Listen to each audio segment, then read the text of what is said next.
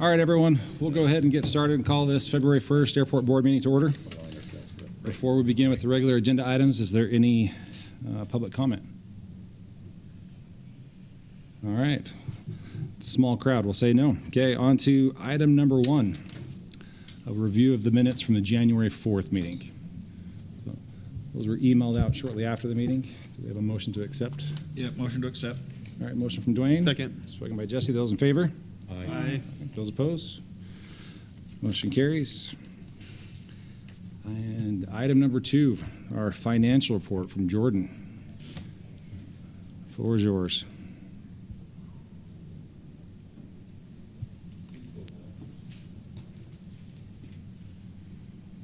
Got more people over here than behind me. Nice. All right, we scroll up just a little bit, Christian. So we've started collecting on hangar lease and undeveloped ground lease. So you can see year-to-date actual, we're at $152,000 on the hangar lease. That's the developed ground lease. Budgeted to receive $232,000, and then we've collected $245,000, which is more than we've budgeted. Christian, do you guys know what happened there? We just saw more development at the airport Okay. than planned for. You just have, okay. Yeah, so We're always a little conservative on budgeting revenue, right? everything that's Chris, push your button. going to happen. Or just, yeah, pull it closer. Travis is recording you. So we're careful to not say everything proposed is going to happen, so we just kind of guess what we think might come through. Yeah. I don't know that there's much else to talk about on the revenue side. You want to scroll down to the expenses, Christian? Stop there. I guess we've received $3.1 million in grants. We thought a bunch of grant money was going to come at the end of last year, and it didn't. So that's why that's a little high. So we'll be adjusting that grant budget up here this month. Yeah.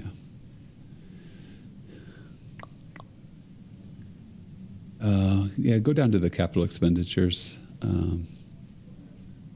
So spent $3.8 million on taxiway A, which is over budget. But again, we thought we'd spend more of that at the end of last fiscal year, and grant would come in. So just those two revenues and expenses have been bumped to this fiscal year.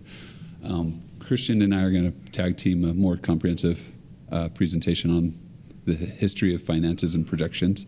But any questions on this year's budget and finances? I'm excited to have Stacy here. She was in attendance last month and was like blown away by how much there is to an airport. So, Yeah. Not yet, but it's coming. you want to dive right into this, Christian? Yep, let's go for it. Okay. All right. So this is a historical view of a few different things. So the red number is the ending cash balance for the airport. So the airport was the Spanish Fork Springville Airport up until, 6-7 years ago. And then Spanish Fork took it over. And it was actually in the general fund of Spanish Fork's budget. And then a few years ago, we moved it into its own fund. So any cash that it collects just stays there. The yellow line is the net operating activity. So it's do operations pay for itself? When that yellow line's below zero, it means operations are not paying for itself. So it's hovering right around zero. So that $100,000 contribution from the city each year, that's really helping to cover our share of capital expenditures. So when we have a big thing, a big project at the airport, most of that's paid with grants from the FAA and some from the state. So what's our share that we have to pay, Christian? I think it's 4.685%, something like that. Is that right, Kim? So that $100,000 a year is really going to make sure that we can cover our share of the capital.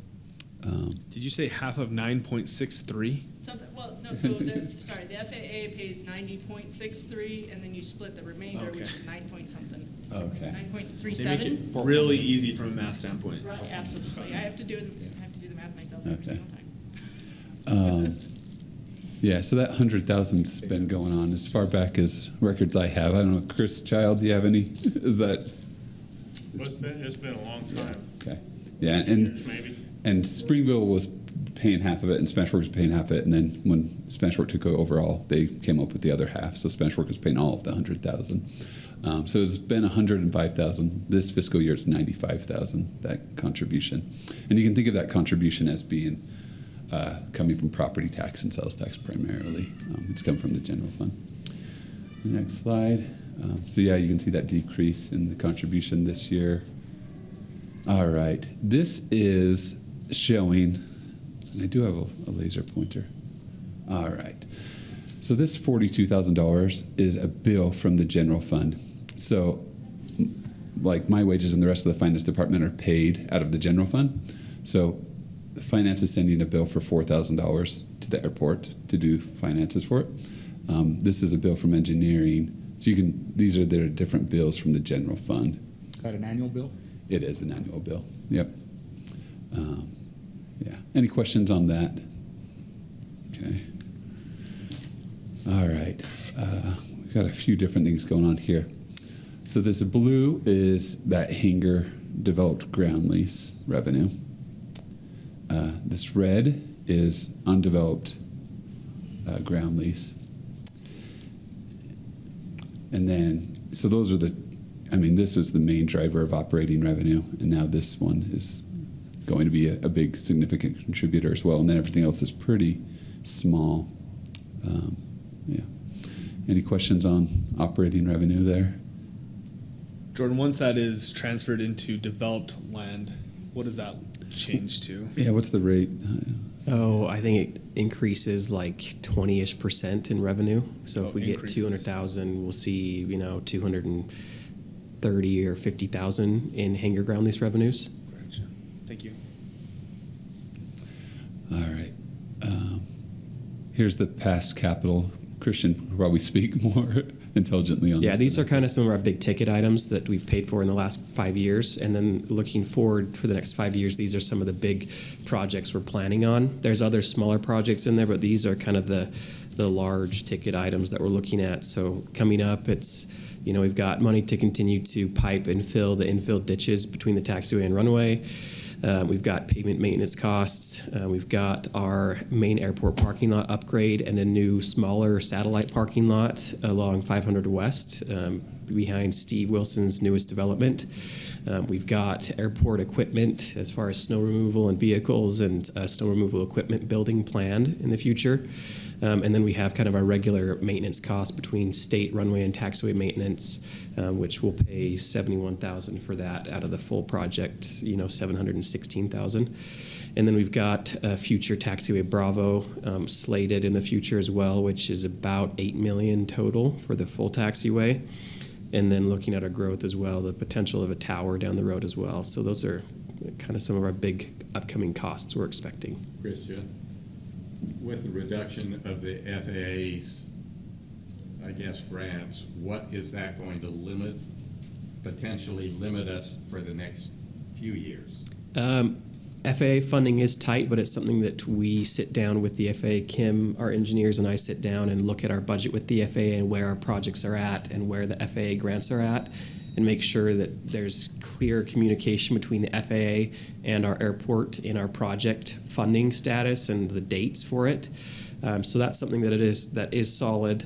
Right now, our next big project is the future taxiway Bravo, and the FAA only has funding to cover about half of that. So initially, we were going to ask for the full cost, the full $8 million for that. But the FAA said, this is the number that your airport has available for that project. So some of the projects are going to have to be delayed. Yeah, namely our runway overlay, mill and overlay that we had planned early 2030s. That'll be delayed a few years, but that's our huge project down the road that will be delayed. Then how is Bravo going to be finished? That's a great question. I don't have an answer for that right now.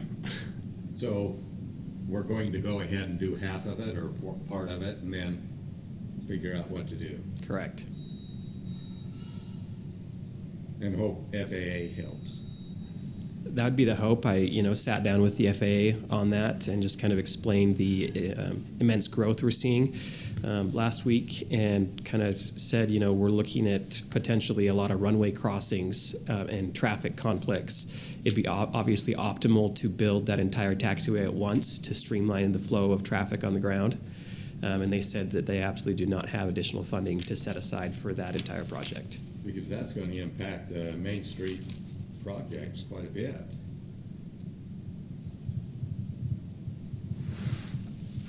Thank you.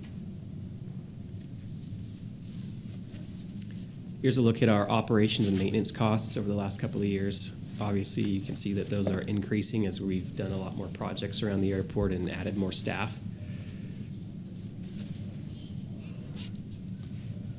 And this is a look at our operating and maintenance costs and our capital projects and revenue all kind of side by side. And so we're looking, if the blue and red lines stay underneath our revenue, that's optimal. The 2028 number is off. We push projects down the road usually, and so 2028 is not settled. We'll obviously kind of move some projects around in the future and bring that under our revenue. Christian, are these capital that aren't funded by the FAA? That's how you're? Yep. Because you have other capital that is. Yes. Okay, so Yep. this is just okay.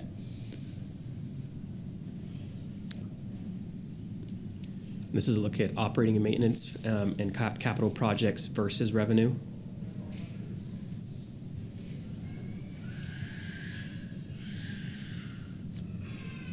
And this is that look as well with landing fee revenue that's been included in that as well. So that's with a $5 landing fee with the first 5 landings free every day. And we'll review this more in our agenda item later with Altaport. But we're looking at, aircraft over 8,500 pounds would be charged the fee at all times with a base fee of $5 plus a $250 charge per 1,000 pounds over that 8,000 threshold.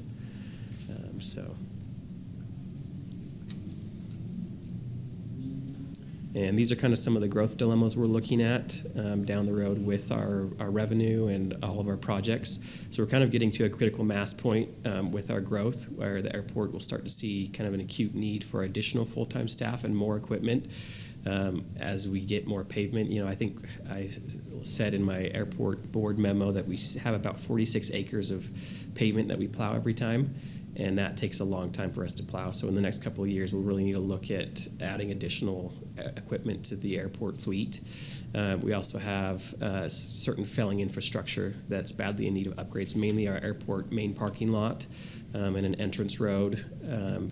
We have almost no security fencing around the airport. We've got ditches in the infield, things like that. So kind of some big ticket items that we really need to start looking at putting in our project pipeline and getting completed. Let's see, these needed projects paired with growth dilemmas such as the need for a full taxiway Bravo infrastructure that comes with development on the north side of the runway put us in a position where needed project and equipment costs are starting to potentially almost outpace our revenue. So a lot of surrounding airports are also kind of grappling with this. The FAA funding issue in the same way. A lot of airports are, Bountiful and Heber, and all these airports are starting to look at other ways to increase revenue, namely landing fees. So I think that's something that we'll start to see is a lot more common across the Wasatch Front airports.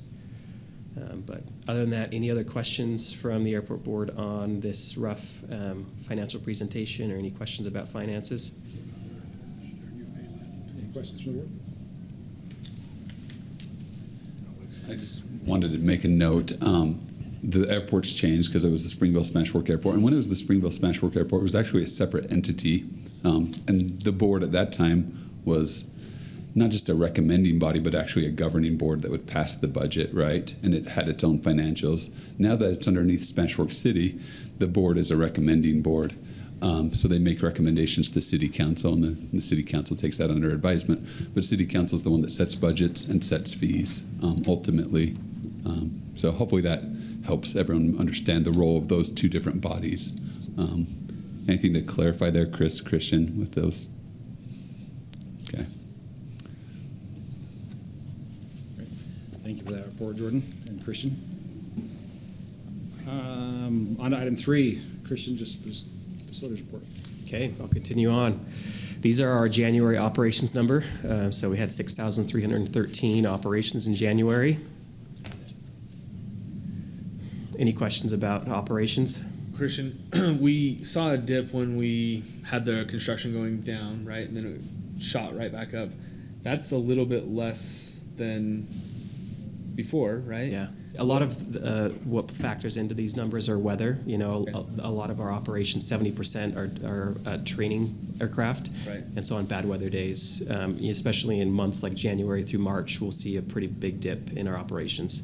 So that number is indicative of if we don't have as many students flying. Okay. Yeah. Thank you. Our runway closure went well several weeks ago. So that you can see that picture up there with that seal coat patch. And then we did purchase about 55 gallons of Class B foam, and it's in the back of our operations truck on standby for future incidents. So that's good to have, and hopefully we don't have to use it anytime soon, but it's good to have it now. Matt Taylor and I discussed having a airport town hall. With these meetings being at 4, we don't see a huge turnout with a lot of our big ticket items, namely landing fees. And so it'd be good to sit down later in the evening at some point with our airport patrons and kind of review questions and the direction of the airport and have the airport board head that up. So Matt and I have scheduled that for February 15th at 7 p.m. That'll be in Hangar 107. And we'll discuss further landing fees and kind of general airport growth. So if the airport board could put that on their calendar, that'd be great.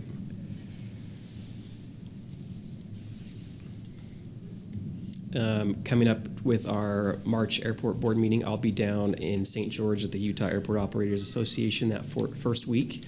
So if we could shift the March 7th meeting to March 14th at 4, that'd also be helpful. Any issues there with board members? And lastly, pavement preservation project. I'll have Kim with JUB take over here. Hi, Kim Sylvester with JEB. A few months ago, came to you for a construction contract to design the pavement maintenance project at Spanish Fork. We've got that just about wrapped up. I'm ready to go to bid. I'm wanting to go to bid on the 11th of February for about 4 weeks. Open bids actually that week of March 14th, somewhere in that week.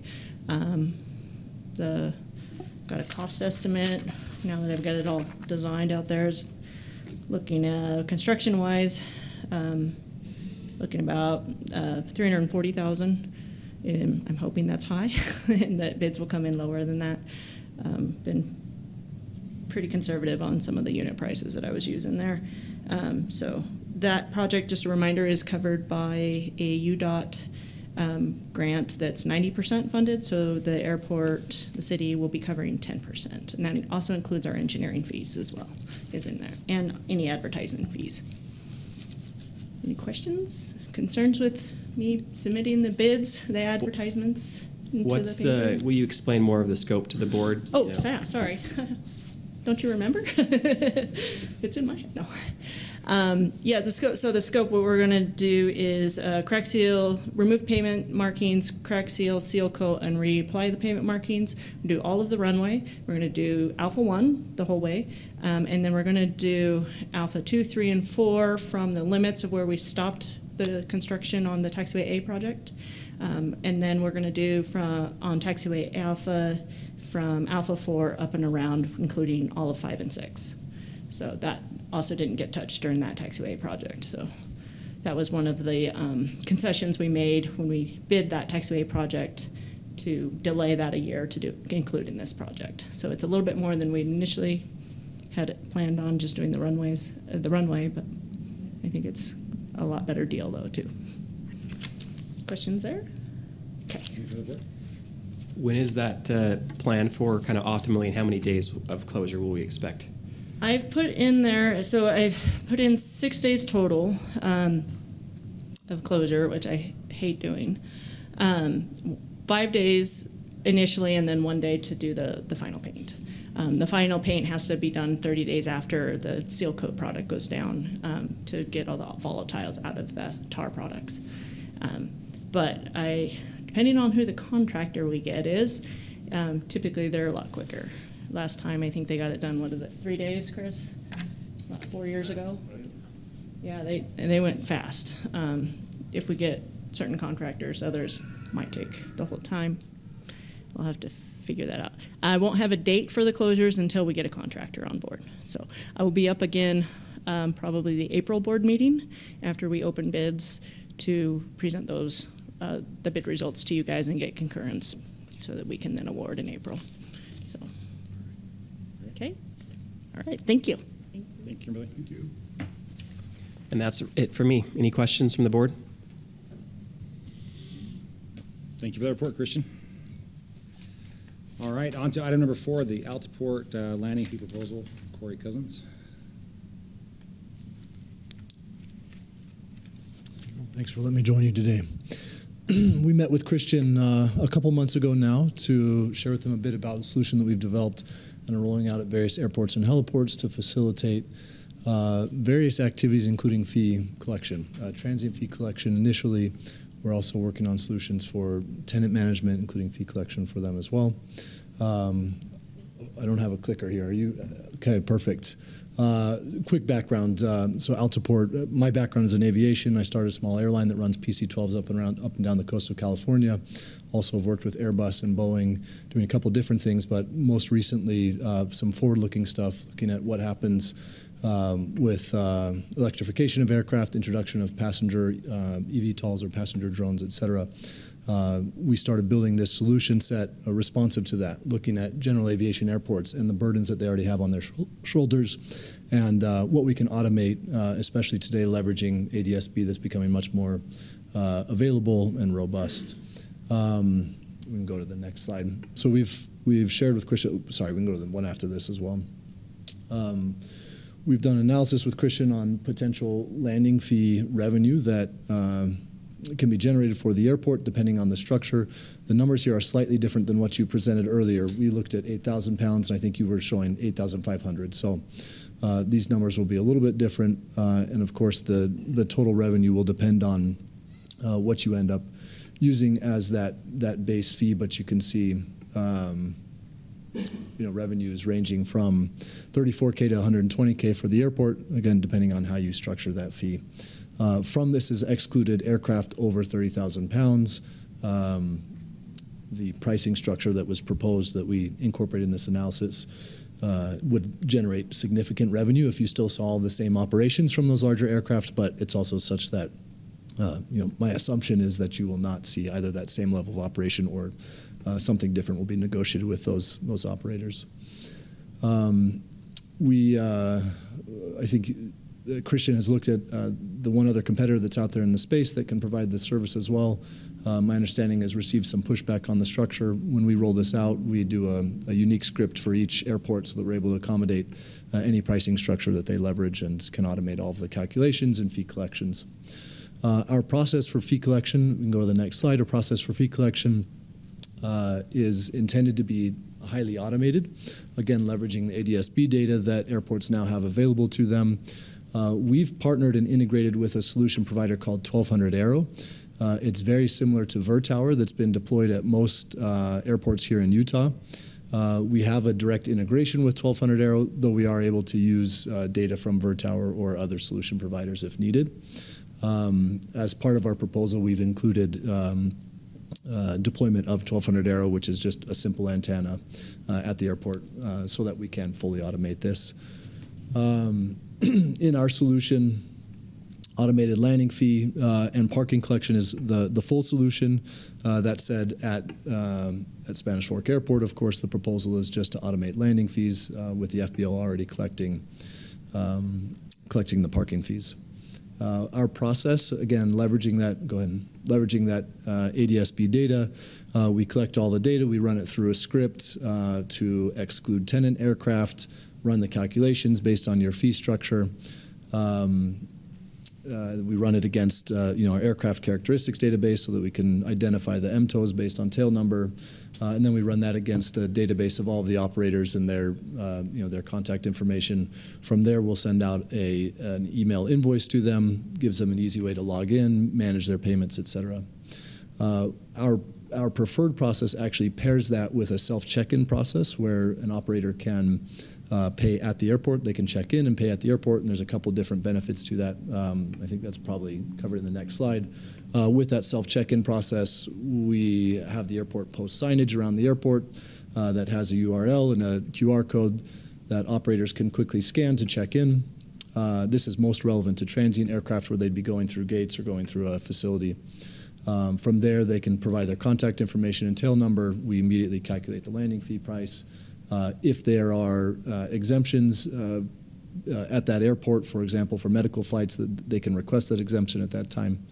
And then they can pay their fees right there, or they can request invoice. We prefer this process rather than only the automated process because it does allow us to collect contact information for aircraft on the apron and make that available to the airport. So in the airport's portal, not only do they have all the record of all of the activities and fees owed and fees paid, but then they also have a record of who's on the ramp at any given time, contact information that they can use if somebody forgets to put their brakes on their aircraft or something. Yes, sir. What is the legal path for, I guess, enforcement? I'm curious. It just depends on the airport.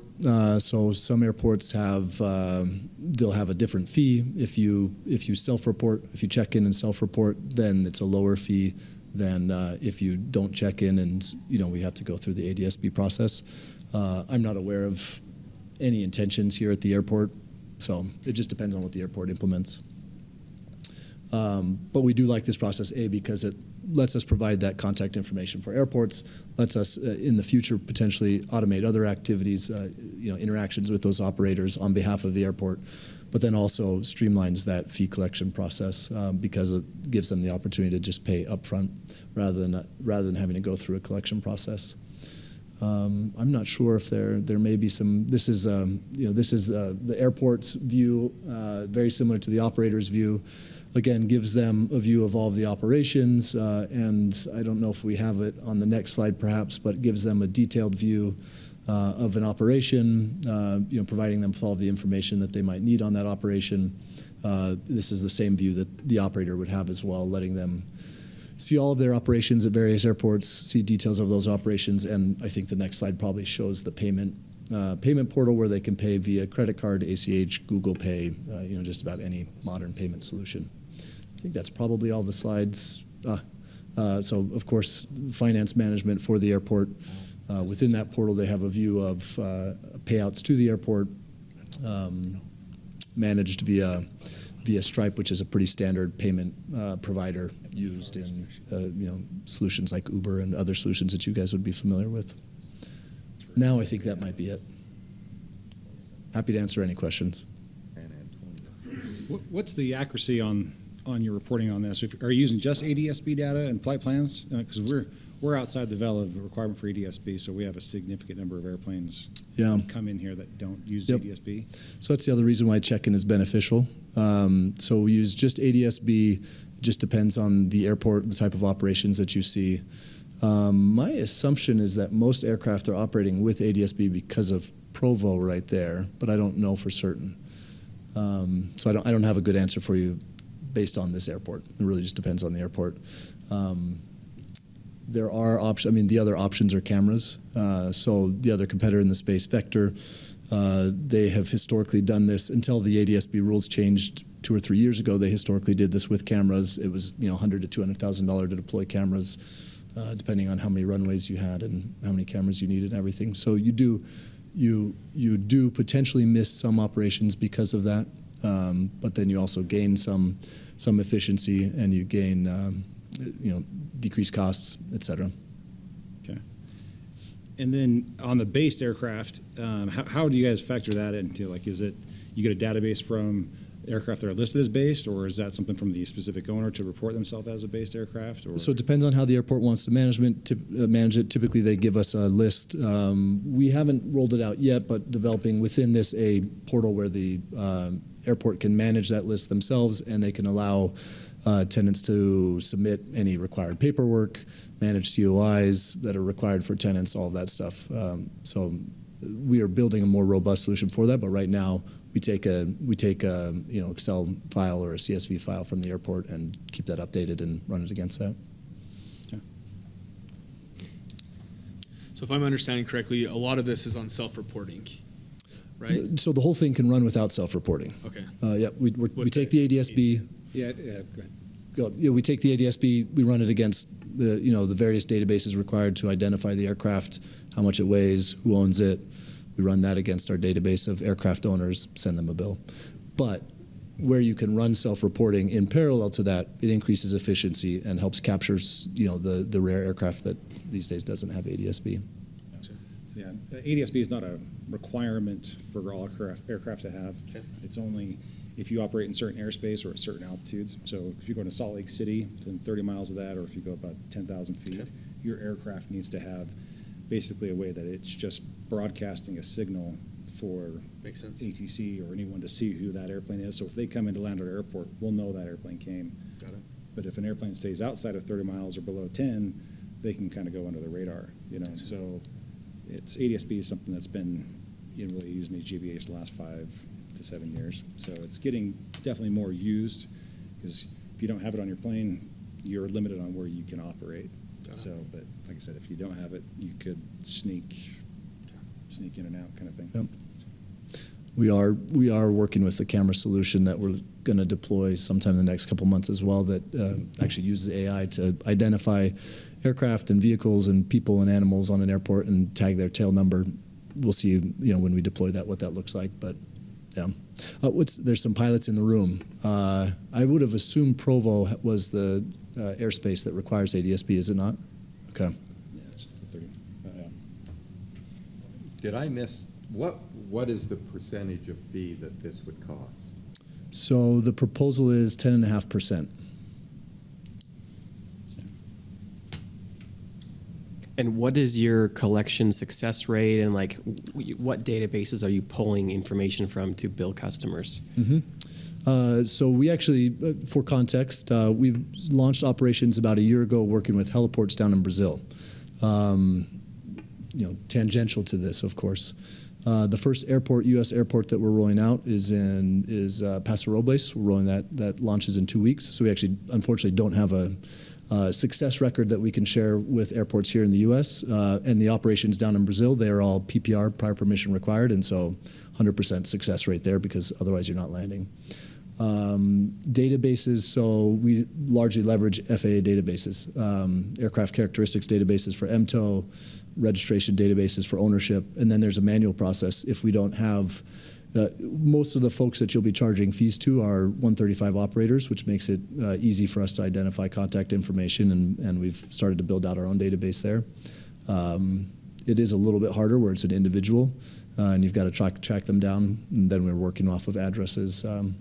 But same thing that, again, the alternative is vector, and it's the same thing that they'd be doing. That's also where that self-reporting becomes beneficial. So the vast majority of airplanes on our airport are Part 91, individual owners, stuff like that. And if you're stacking this up against an FAA database, planes get bought and sold ad nauseum. How do you compensate for that gap when the plane's been sold to somebody else, they're flying it, but it's not reflected on the FAA database? Yeah, so FAA updates their database or publishes an updated database on a monthly basis, so we ingest that and update our files. Otherwise, we are actively, reaching out to them to make sure that's still their aircraft, and they can. If somebody gets an invoice and it's not their aircraft anymore, then there's a change or exemption request that they submit to us. We'll double check that and update it in our database, which then persists until FAA database gets updated to match that. That said, I don't have the data off the top of my head, but my assumption is that while most of them are 91, the ones that are going to be paying fees are going to be 135 or 91K more often than not, based on size and whatnot. This is an assumption without any good data behind it. Okay. What U.S. airports are you at?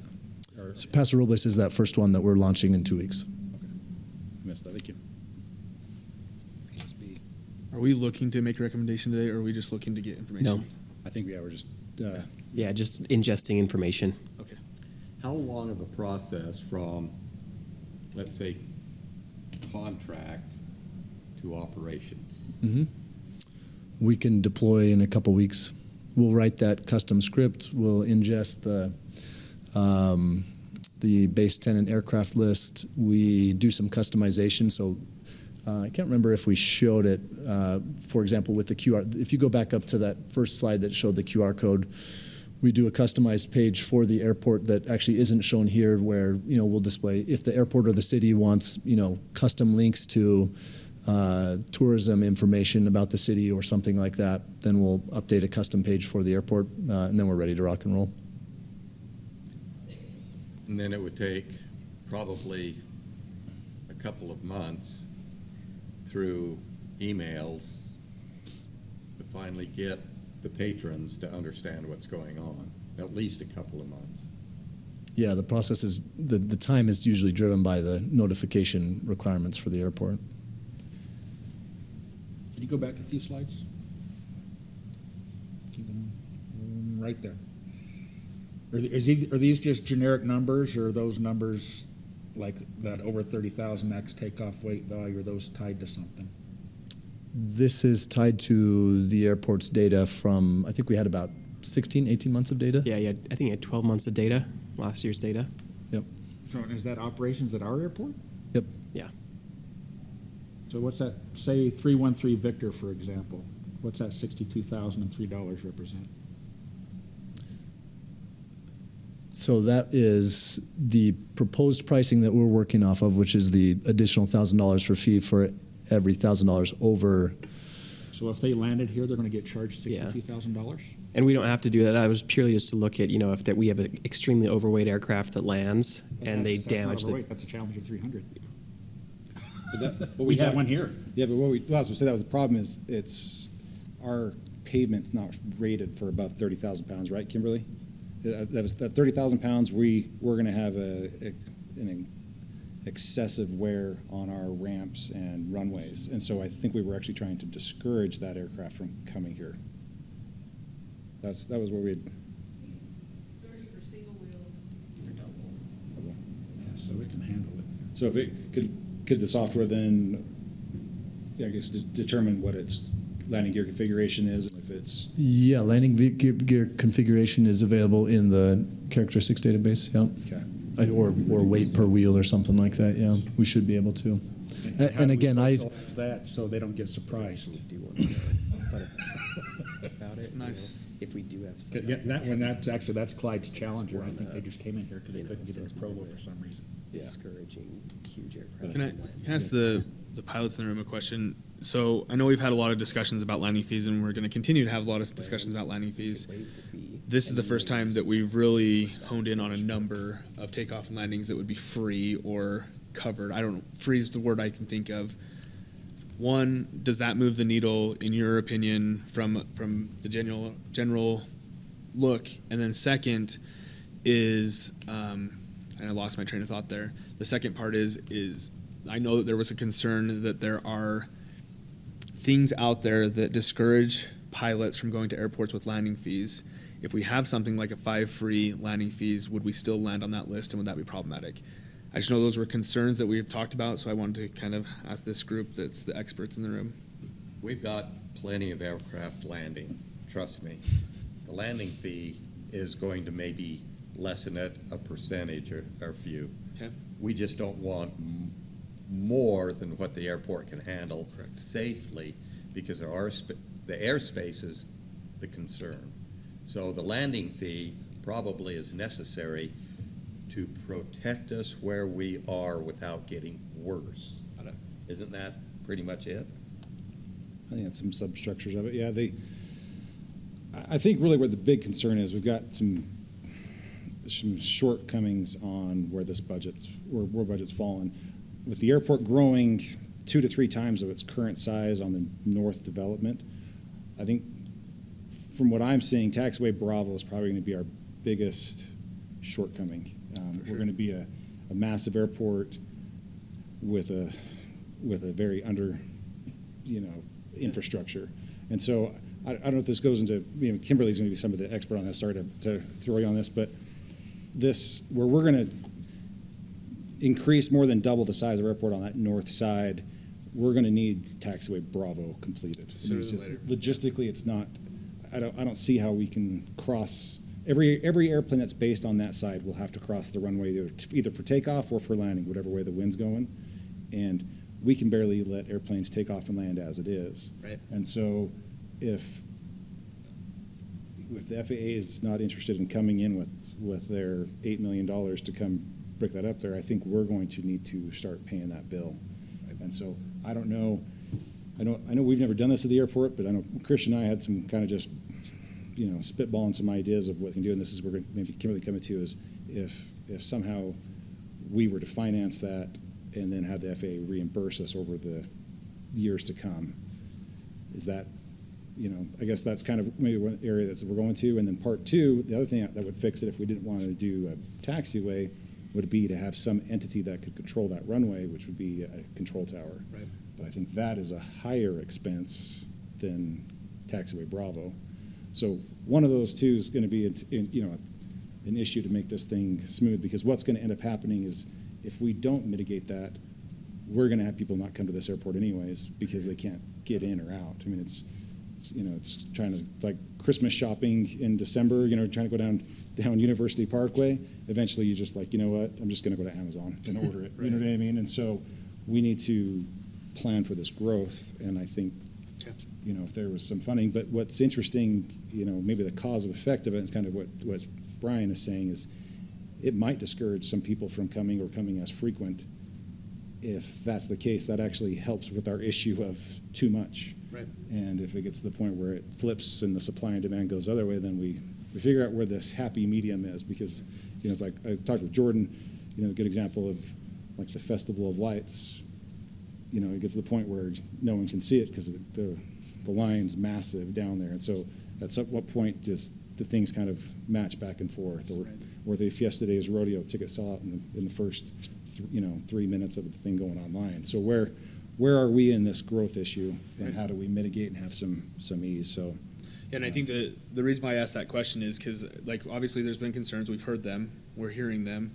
There's been concerns from the board as well, right? Like, how do we accomplish this? I think that when we talk about that 70% of the operations are coming from, was it 6 tail numbers? 13. It was, 13 yeah. tail numbers. I was hoping it was 6. It'll be a lot easier. 13. Yeah, so- 13 tail numbers, right? That's a lot of aircraft that are causing a lot of the traffic. But as we start having this discussion, I think it's important that we figure out where that number is. Is 5 the right number, right? And I think that this is the first time it's been in a proposal, but I think that as we continue to have this conversation, we need to figure out where that magic number is. And I don't know that magic number, but I do think that it's important that we're weighing that against this, because we do have basic aircrafts that are using this all the time, and they aren't causing the problem per se. And so it's important that we're having a structured conversation around how do we make sure that we're not disenfranchising them from using our airport when they're happy patrons, they're paying their other dues that gives them that right. So I think that it's a balancing act, like you said. So thank you. No, and then other big picture that's always been something. That's why our budget that was going from 105 down to 95 and rapidly going down is just to not require the general fund to keep our airport operating. If we could move to that self-sufficient, then the city can use that $95,000 for other needs that the city, I'm sure, desperately needs. So. The road outside the airport. Yeah, outside there. Yeah. So anyway, but yeah, I don't know if that answers your question. No, that's good. Yeah. No, thank you. Christian, it's occurring to me that I think I misspoke. Your intent, these calculations were not excluding based aircraft, if I remember correctly. Yeah, and that's, I think, what the board's talked about is not excluding based aircraft. Yep.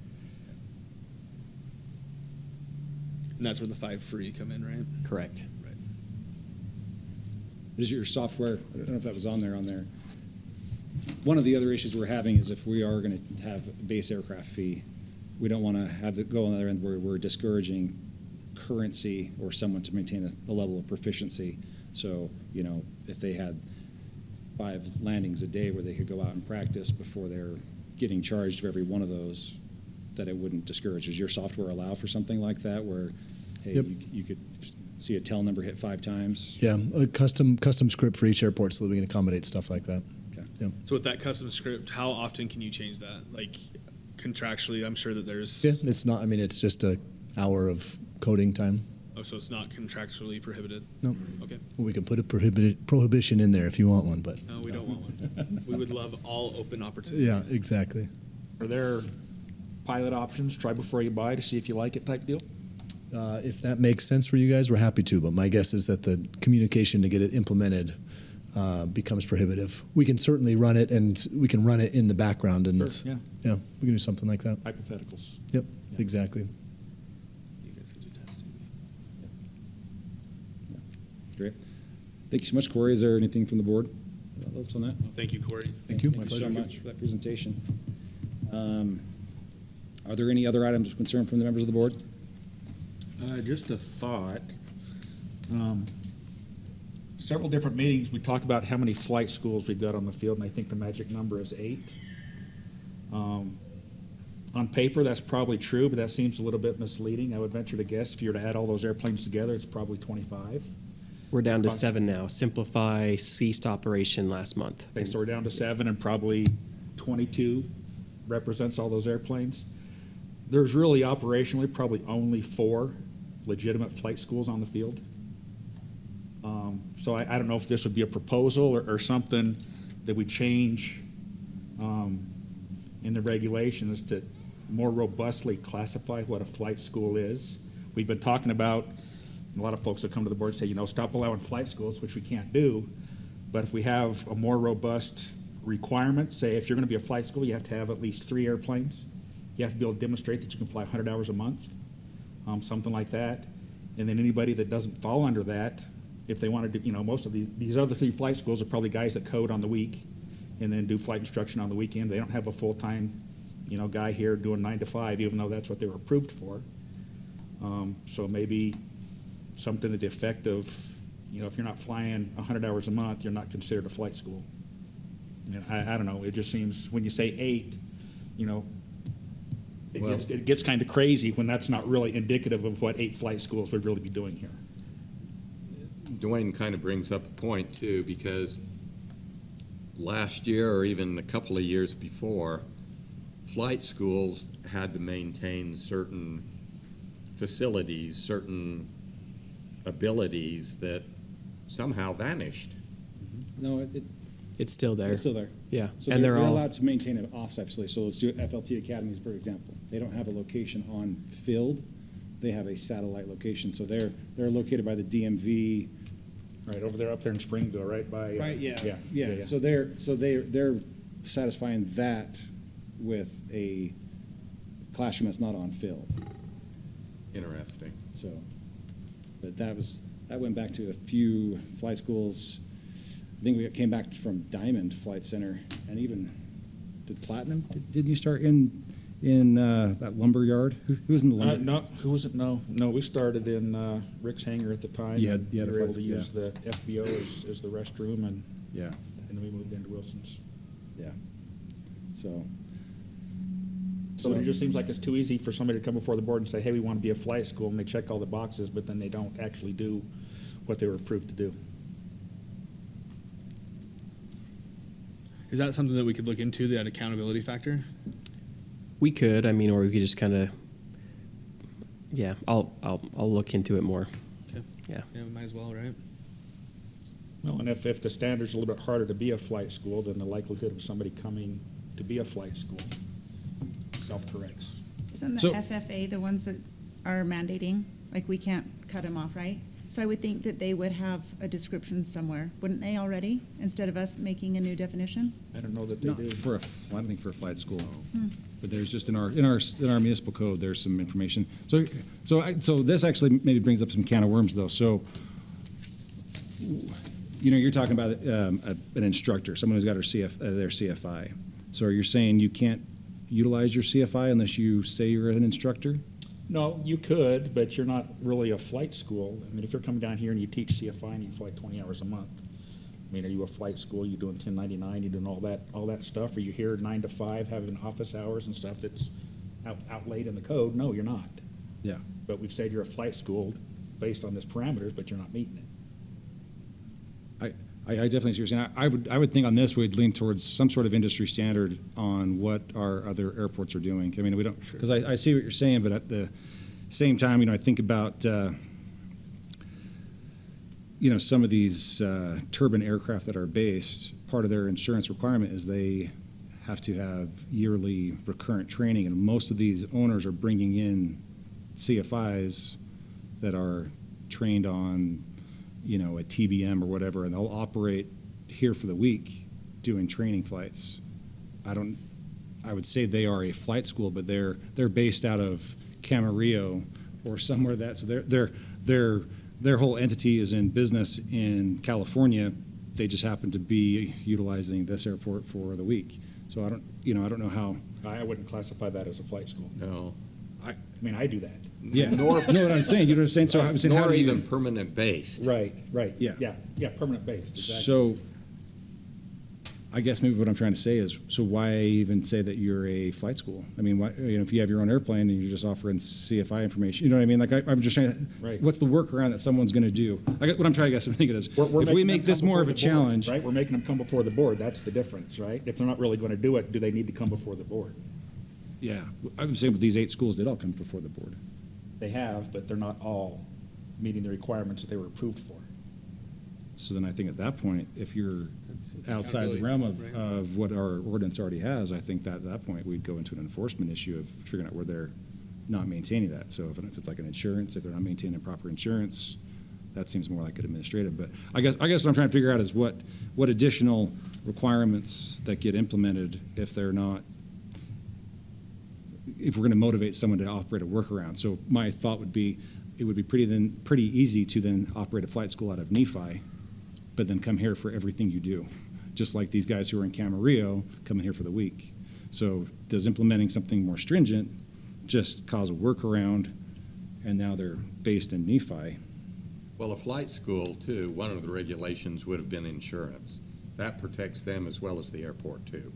So I can see Dwayne's Oh, point. no, I'm with, I agree, but I'm saying that when these guys came to the board, that requirement is insurance on, that's on one of the, Yeah, but they're not a permanent base. They come in.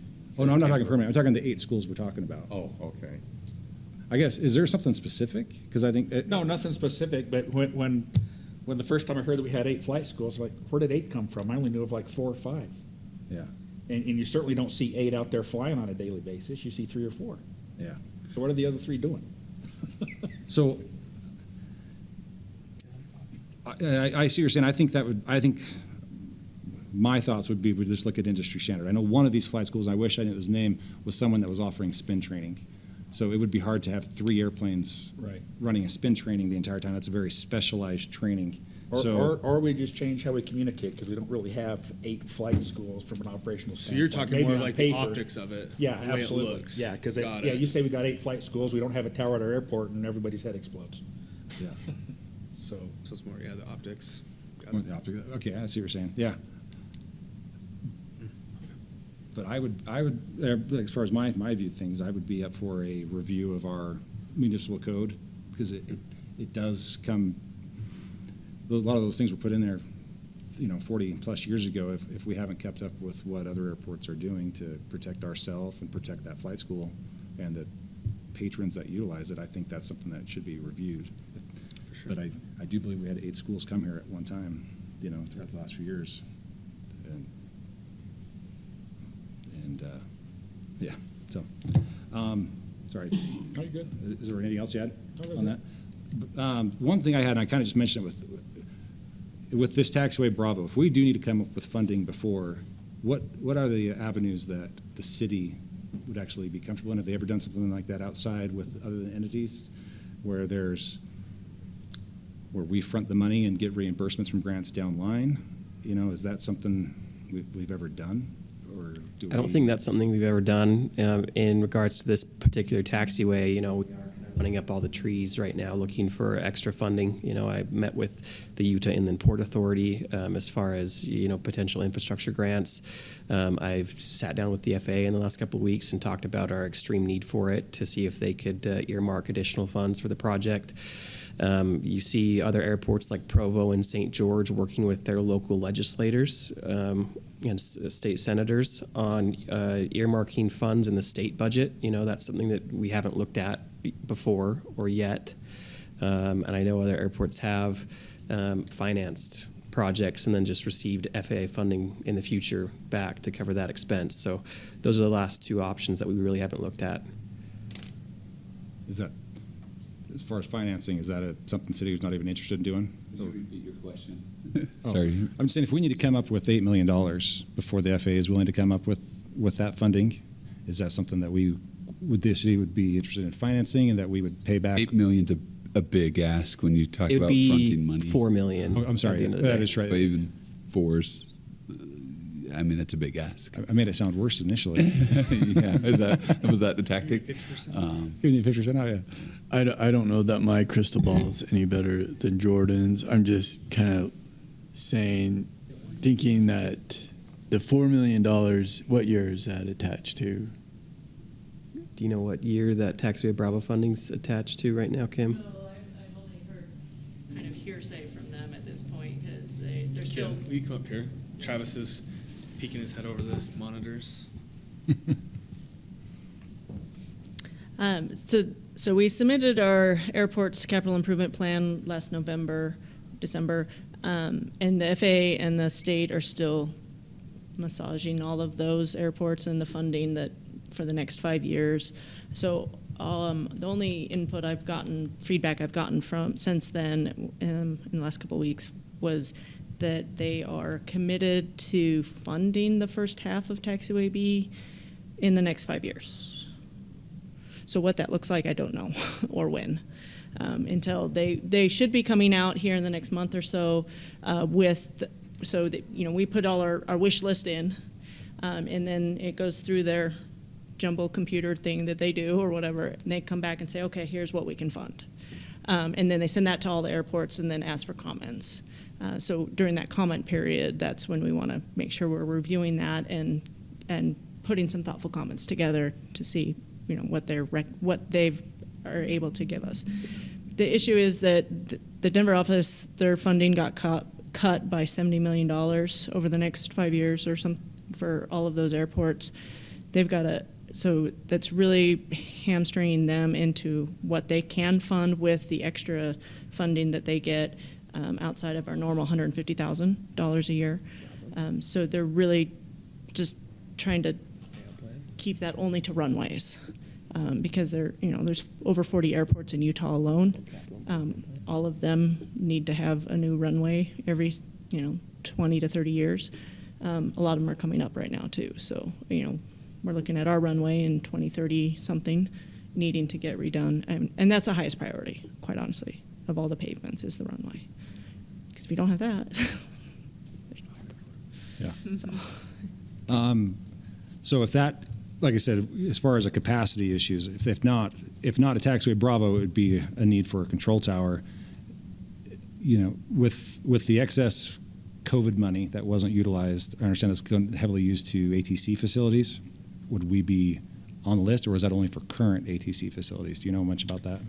That's what the contract towers we were talking about? Yes, yeah, Okay. with the form that I sent over to you from Christy. Yes. So it sounds like that is a possibility. I don't know how high Spanish Fork will rank on that, but it definitely is something to go for, absolutely, in the first year even, and then just keep reapplying every year for that money. So Now, Kim, can that money go towards the facility and staffing costs, or what exactly can that money go towards? I don't know about the staffing costs. My gut says that's probably not likely. FAA typically does not cover that. But I wouldn't know. I would need to go back and check. That would be it right there. These contract towers, when they do that, the controller, so if they're a contractor of that, who are they employed through, and are they a city employee that just holds that certification, or how does that? The one I don't know. I'm not super familiar with the contract towers. It's more of Neil's bailiwick. Okay. He's had a little more experience with that. So, but I will go back and find out and get back to Christian on that. Okay. That's all I have. Any other questions from the board?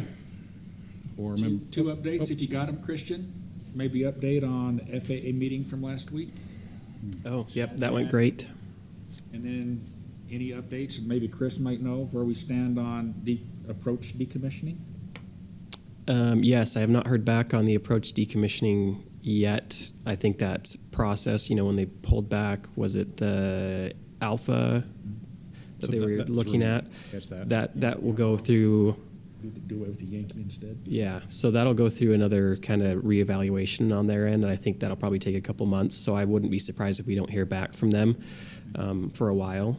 But they're looking at the Yankee instead now. And then the FAA meeting went pretty well. Matt was on that as well. I think you called in, Dwayne, and Calling in and off, I was in and out of yeah. reception. And so what the FAA has kind of said with our area is Jackson Hole Airport, they have developed some really good-looking maps and procedures for arrival and departures, and cleaning that up. So I sent that out in the airport board memo just yesterday with a link to that. So that's what they're kind of recommending that we do. So right now it's maybe look at that as an airport board and airport users and look at our flight training areas. I know UVU is doing a pretty in-depth study on that and solidifying their flight training areas, and then kind of identifying arrival and departure corridors and publishing that map on the NOTA manager for everybody to use. So that was kind of the outcome of that FAA meeting. And do you by chance have the slide of the run-up areas that were identified? I don't have it. Let me see if I can pull it up real quick.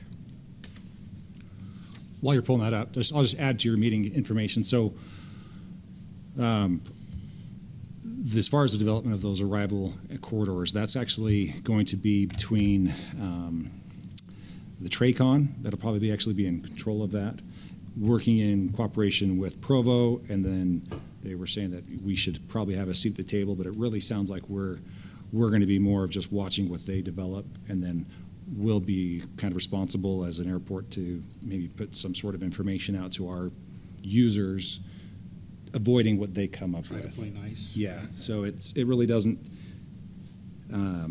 It's just like I said, how to be a good neighbor more than anything. It's most likely it's going to request that we stay away from the west side or over the lake, over the west of Provo. When I was at the meeting up at Duncan a couple months ago, and I spoke with Tracon after the fact, and he said what would be great from their standpoint is if there was a way that Spanish Fork could just figure out how to depart to the east. Yeah. Like get over by I-15 and go south. It would simplify their world. Yeah. Yeah, my thought on this is the one that's there at Alpha 1 and the same one you got down at Alpha 5, maybe make those not there.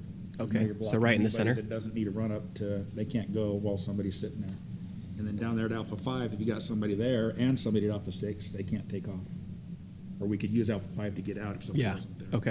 Okay. Well, That's good to know. also those north of the fuel pumps, they kind of take liberty in moving close. So if you've got aircraft at the fuel pump, you can't come from the southeast through that area at all.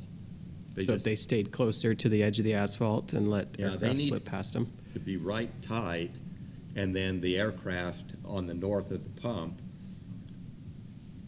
that kind of blocks the way. What's the timeline for painting around the fuel pump? I've got a quote, and we're looking at probably at April, May, when temperatures warm up. I think if we finally paint that circle around the fuel pump, then anyone going to run up there realize. Then they'll Stay- park stay outside on of the it. taxiway. Well, and wasn't there a whole short line that was put over there because of that bend that you technically It's an couldn't approach, be there? but it's an approach. It's not to the regular. Yeah, it indicates the runway protection zone. As far as runway incursion protection. Because I'm the only one who stops. Yeah, you can actually. I brought that up at one of our flight school meetings, but there's three types of hold short lines. There's the normal hold short of intersection. There's a hold short on a runway for Right. crossing, and then there's the third, which is approach corridor, and it specifically talks about how to utilize that approach corridor. We and need to it's- teach that to our DPEs. Yeah, I was going to say it's not required. Not required. But so that's basically what it means. It's just in the NTZ. Yeah. RPZ? That's actually San Francisco parallel runways. It's in the trapezoid. I can't remember what it's called. anyway. That's all. But, okay. All right. With that, we have a motion to adjourn. Motion to adjourn. Second it. And those in favor? Aye. All right. 5:06. Thank you for coming.